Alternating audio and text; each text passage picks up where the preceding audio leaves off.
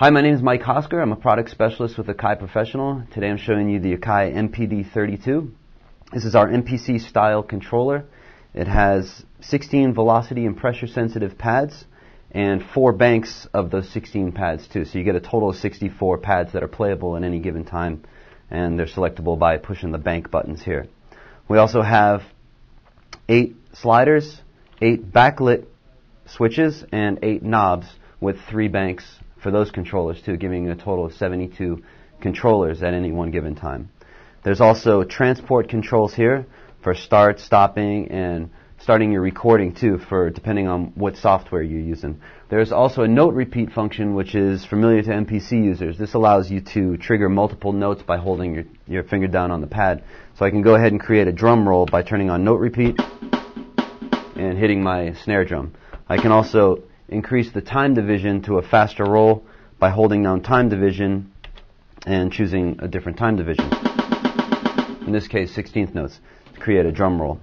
So here on my 8 sliders up here, I have chosen the BFD Light preset, which gives me the option to adjust the master volume and the size of the room ambience, and I can actually, with the knobs, change the different mic locations too in the software. So it gives you a different feel and a different sound depending on which kit you're using. Editing in the MPD32 is very simple too. You easily hit edit and move your controller and push the encoder number, and that controller is ready to be edited.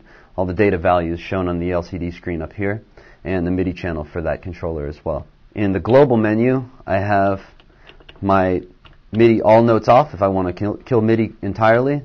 If I want to change the MIDI channel or the contrast of the LCD screen, the sensitivity of the pads, the curve of the pads. We have 4 settings for the different slope of how the pad's triggered, and how the threshold of the pad, the MIDI clock, whether or not we want it to sync to an external DAW or we want that DAW to sync to the tempo of the MPD32.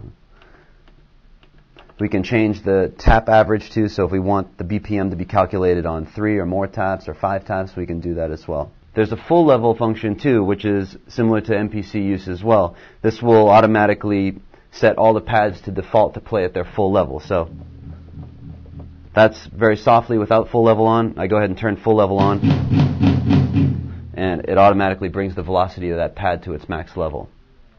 16 levels works in a similar way to an MPC too. So I can go ahead and click 16 levels, and depending on the software, I can set up my pads to play a scale monochromatically. I can have them change velocity as I go up in the pads, and you can customize the pads to do different things depending on how you set up your 16 levels. There's a preview button here too to the right of the controller banks.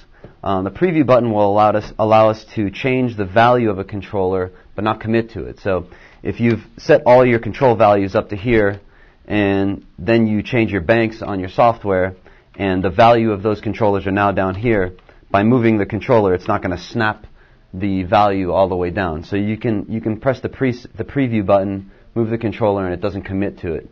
So that way you don't get the snapping effect of the data in that particular controller. On the back, there's jacks for sustain pedals and expression pedals, as well as MIDI in and out jacks and a USB port. You can also connect a 6-volt adapter too to power the unit too, but other than that, it's bus powered. One of the reasons why somebody would choose an MPD32 is that if they're comfortable using software, but they've also used an MPC in the past, or they know how great an MPC feels and they want that pad feel, this is the perfect tool for that. Controller that offers the same feel as an MPC is very powerful, especially when you're working in a DAW like Ableton or Reason. You can get into some really complex arrangements, and especially drum programming. This is perfect for playing drums.